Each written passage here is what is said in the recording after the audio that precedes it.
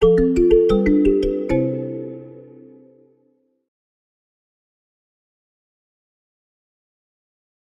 second method we're going to cover is filtering by rules. In this scenario, the user sets a rule, and only the numbers that abide by that rule are shown on the pivot table. Let's say that I only want to view the salespeople who generated over $200,000 in total revenue from large transactions in the last year.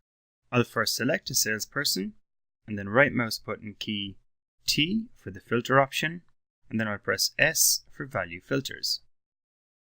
And I want to show the items for which the sum of revenue is greater than 200,000. I'll then press OK. And now the pivot table only shows me the 6 salespeople that satisfy this criteria.